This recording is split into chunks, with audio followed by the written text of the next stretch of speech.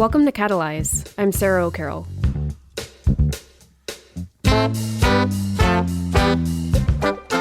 I have with me Geoff Milliner, the Chief Operating Officer for the Chattanooga Enterprise Center. The center is a nonprofit devoted to establishing the city as a hub of innovation and entrepreneurship. The center partnered with Morehead-Cain during the summer of 2021 for Civic Collaboration. I also have with me Montez Thomas, the Assistant Director of Scholar Advising at Morehead-Cain, who oversees the program.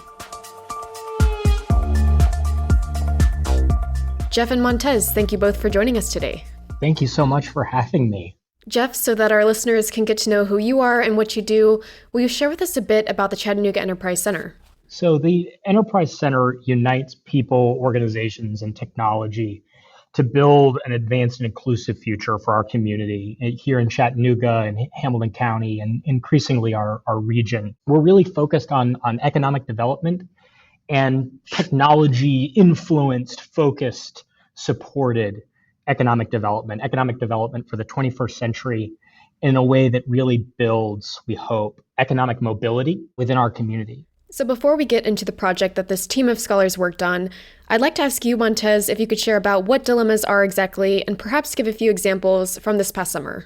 So when we partner with either nonprofits or government agencies for the civic collaboration process, we ask them to think of an emerging dilemma that is going on in their particular city or in an area of the city. So the scholars can really focus their efforts on something that is a hot topic, hot button issue within the city that, may have parties from various entities working towards finding solutions, but is also something that is not so far along in everything that it's so deeply rooted where they wouldn't be able to feel like they could make some adequate process over the course of 8 weeks. So we had 14 scholar teams across 13 cities throughout the country this past summer. This was our first time having an entire class of scholars taking part in the Civic Collaboration program, which was really exciting for us. Scholars centered their work on a variety of topics this summer, from investigating effective means to affordable housing, to researching environmental sustainability in agriculture, and considering ideal locations for electric vehicle charging stations, and many, many more. Our connection with the Enterprise Center dates back to 2016, when Macon Toledano, Morehead-Cain class of 1986, informed us of the great work the center is doing in Chattanooga, and it's been a great partnership for us thus far. Thanks, Montez. And going back to you, Geoff, can you share about how you landed on this scholar team's dilemma and what you hoped they might accomplish? We landed on this smart city space because it is something that we are struggling with in some ways, even as we move forward in others, and particularly linking smart cities to the ideas of equity, of public health, of what it means for a resident in our community to live in a smart city, in something that we're spending a lot of time thinking about research, iterating and testing new technologies and projects. Where do those things intersect? And it felt like a perfect place to bring, as I said, this enthusiastic outside perspective on work that we've been nose down in for quite a while.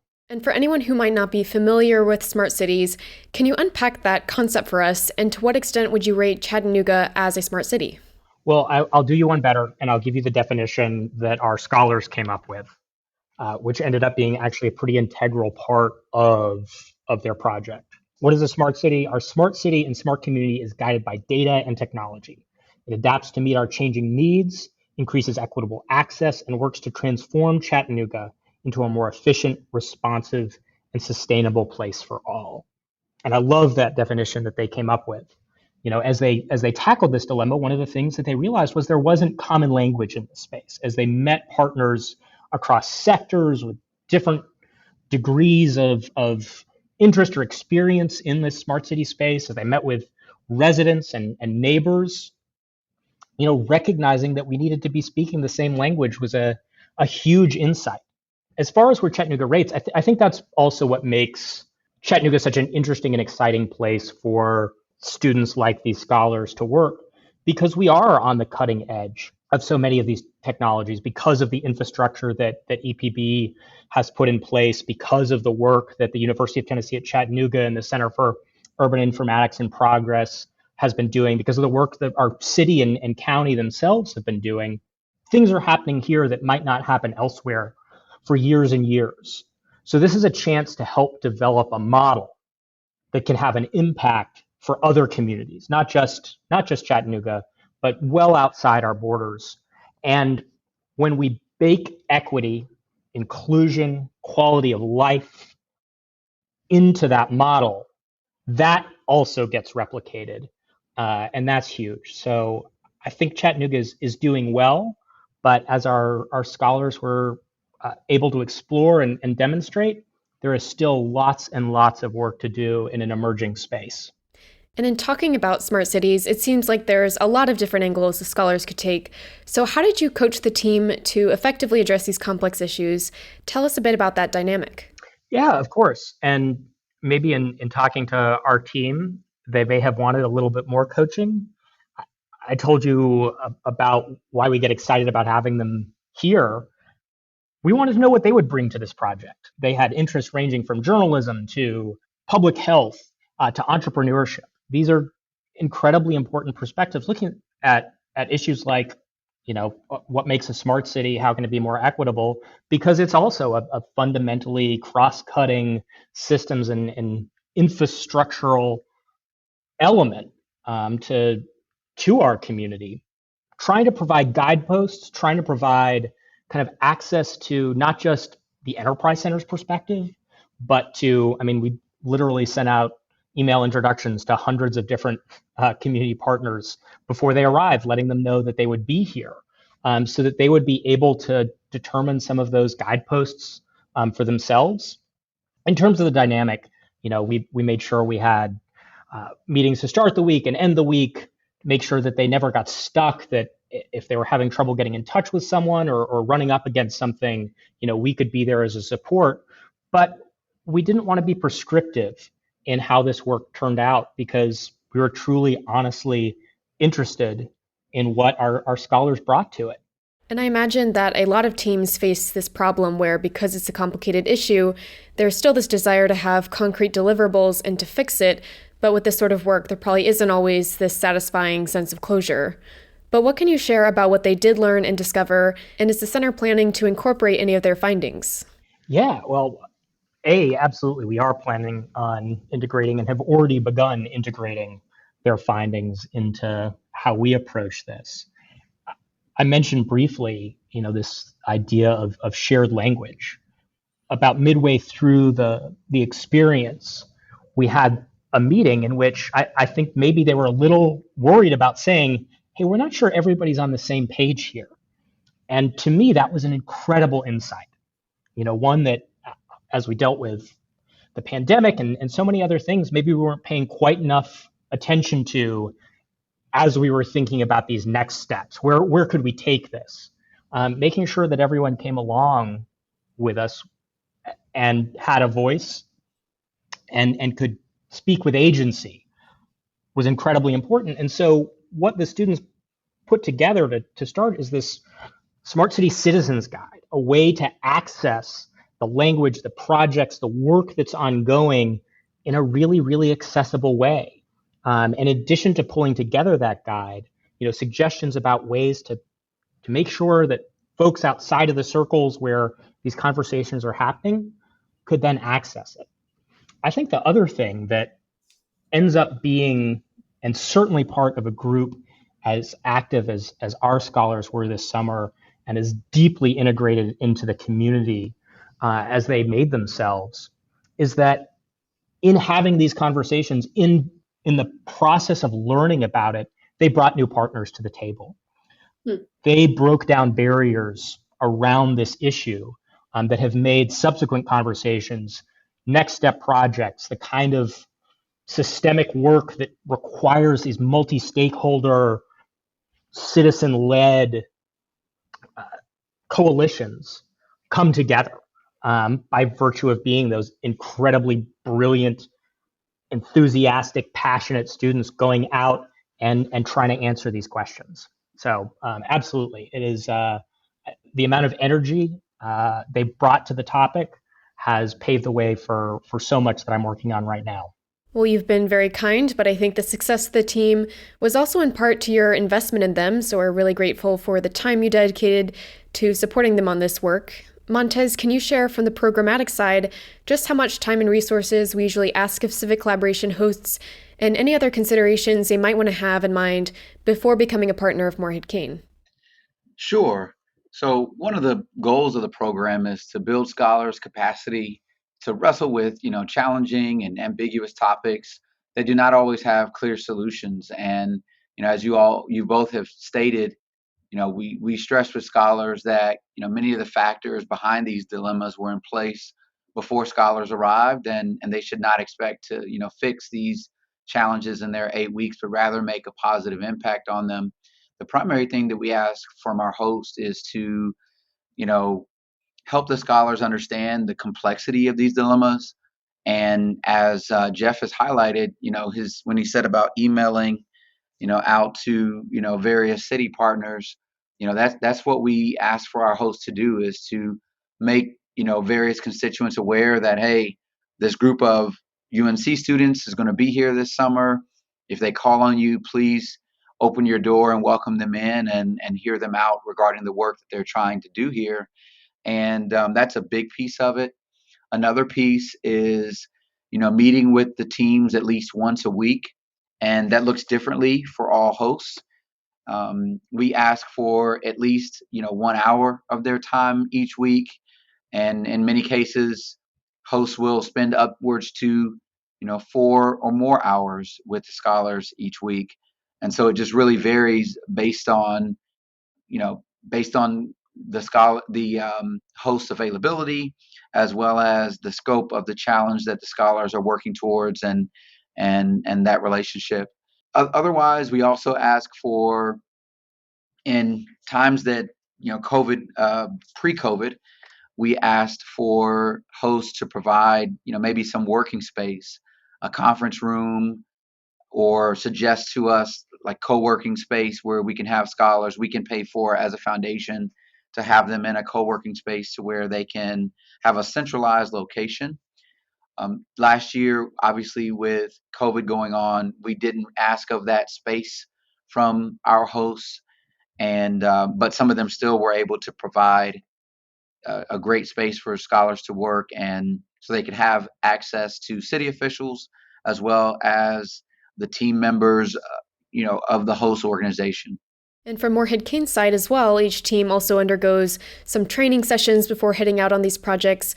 Can you share, Montez, about what goes into preparing the scholars for the summer? Yes, so our training is multifaceted. We have a piece of looking at diversity, equity, and inclusion. We partner with the Racial Equity Institute out of Greensboro, North Carolina, and they help lead some very impactful training so that scholars can understand when they go into these various communities, many of the challenges and the things that they see on the surface, there are often other factors that are more underground. And actually, the training that they go through is called groundwater, that has led to some of the inequities and some of the challenges that they see and they face while they're on site on their locations. So we have the Racial Equity Institute training.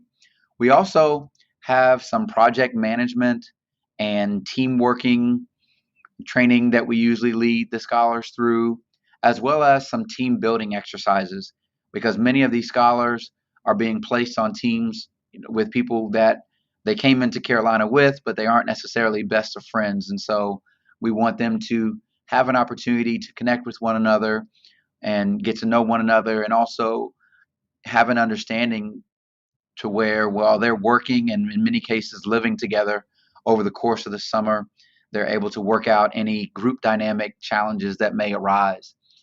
And so those are the primary ways that we work on the foundation side. And then throughout the summer, we have the scholars submit biweekly reports to us, to individually, to let us know how they're doing and if there are any challenges that we need to be aware of, as well as we will do a group meeting check-in midway through the summer, where we connect with the scholars as a team, hear about some of the highs and lows, hear about their experience working with the host, and if necessary, we'll follow up with the host as well to get some additional information to see how we can be supportive from Chapel Hill in making sure that the scholars have what they need to do a quality work and produce something of substance for our hosts. Thanks, Montez. Now, Geoff, we're getting close to our time, but from the perspective of a host, do you have any ideas for what we could bring to future iterations of the program, other types of training that could be useful for scholars before working with organizations like yours? I think storytelling is so important, and the ability to take these really complex issues and translate them to audiences who may not otherwise be engaged. And I have absolutely no complaints or reservations about the scholars that we have worked with this year or in the past. But I do think it's an important skill, and one that, from a nonprofit perspective, we so often are overwhelmed and moving on to the next thing. We don't have as much time to tell the stories. And our scholars this summer did a great job teasing out some of those stories. And it's something that I would encourage for other groups to think about.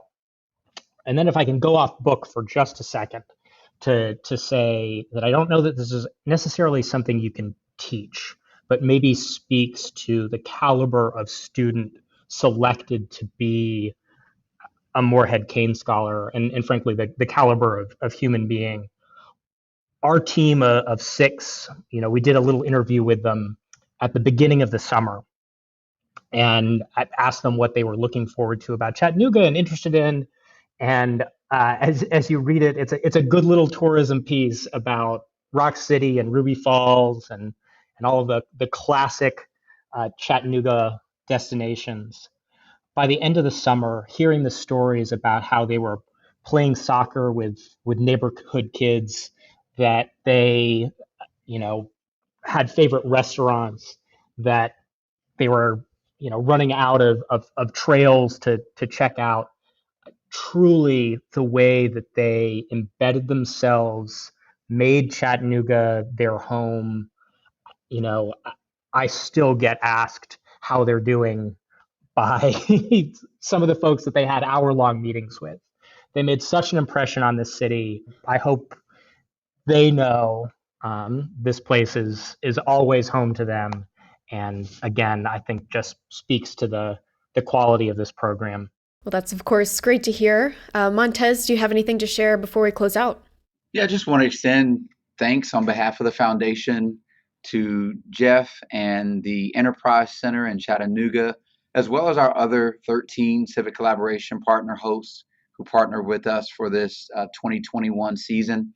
It was the biggest undertaking of Civic Collaboration that we've had to date, and we're so thankful for all the wonderful partners who have made it an outstanding experience for scholars and the great work that scholars did in this process as well. And just wanted to highlight Geoff specifically. Geoff went above and beyond the call of duty, and even created an event where he invited local Morehead-Cain alumni to come for a time to meet with these scholars and to engage. And I don't know if we have a moment, if Geoff, you could speak to that briefly about just what that was about and your thinking behind that. Of course. Thank you. I mean, I don't know about above and beyond. This was a true pleasure.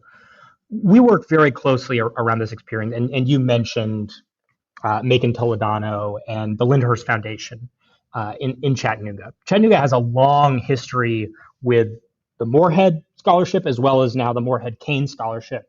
We have generations of graduates who are still in town, and as we, obviously we're bringing students in to help us with a challenge, but we want this to be part of how their careers are launched. I'll say for me, no one ever told me that working in certainly your hometown, but even at the city level could be such an exciting and rewarding career. offering as many opportunities for our students to learn these things, to talk to folks from well outside of the project who have led incredibly interesting lives, do amazing work. That was a huge part of what we think our role as a host is. We want them to feel at home. We want this to be an incredibly valuable experience for them, in addition to the incredible impact that it has for organizations like ours. Geoff and Montez, thank you both so much. Absolute pleasure. Thanks so much, Sarah. Thank you for listening to Catalyze. I'm Sarah O'Carroll, and that was Geoff Milliner of the Chattanooga Enterprise Center and Montez Thomas of Morehead-Cain. You can let us know what you thought of the episode by emailing us at communications@moreheadcain.org or by finding us on Twitter or Instagram at Morehead-Cain.